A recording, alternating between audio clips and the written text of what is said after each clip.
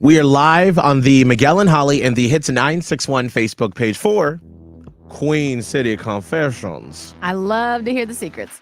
Here's the first one. I've been so close to punching my boss in the face several times. Okay. He's about 20 years older than me.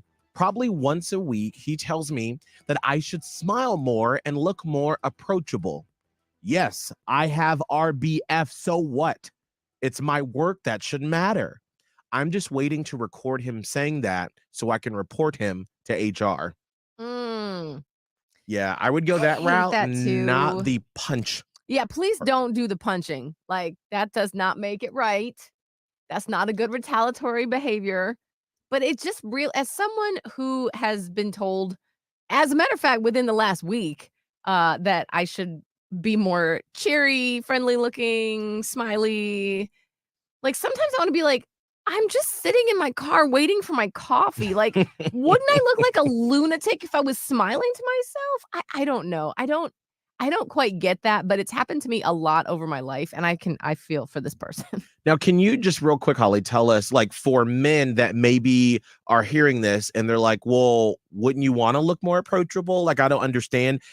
Help us understand, why is that so cringy for a man to say that to a woman, especially in the workplace? Well, because immediately when I say that, I feel weirdly guilty, like I'm not doing something that like you think I should be doing, but it has nothing to do with, like this person said, my job, what is actually going on in my day. Like, do you actually care what's going on? Maybe I am having a bad day or whatever the case may be, or maybe this is just my face.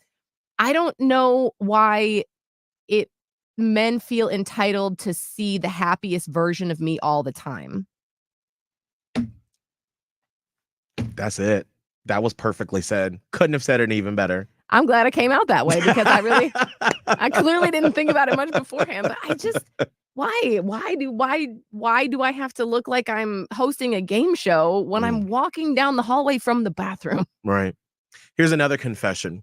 I've been dating a guy for about 5 months. It's been a very casual friends with benefits type of situation. Okay. Well, a friend of mine just sent me a screenshot of an Instagram post from this girl holding a newborn baby. Her husband was beaming with pride at his family. Well, that guy is the same guy I've been in the friends with benefits situation. Now, I don't know if I want to tell this new mom that her husband has been seeing me for these months. Oh, God. Well, first of all, I think you got to talk to this man. Yeah. The jig is up, new daddy. Like, what are we doing here? I'm curious if you've ever been in a similar situation where you were dating someone and then you find out through social media or another person that they're actually married. How did you handle that? Did you like break it off? Did you go to their spouse and say, hey, I'm sorry, I didn't know they were with someone? How did you handle that? Because I don't know. 1-844-HITS-961. 1-844-448-7961, or text HITS and what you did to the number 96893. Here's the closer for Queen City Confessions. I've taken care of my aunt for a while. Both of my parents passed early in my life from a car accident, so my aunt raised me. My aunt has simply been amazing my entire life, but her dementia has gotten worse. It's been so hard juggling all the bills on my own. I've had to use her credit card to cover things that I need.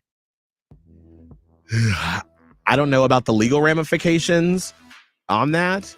I think obviously it's a very complex issue, because there's just not like the help for caregivers of especially elderly people with, situations like that is staggeringly low in this country. And so it's like, what do you do? Right. Do you have a plan, I guess, to pay off those credit card bills, or like what's gonna happen? Because obviously there probably are some services that you can look into, maybe it's for helping, that sort of thing.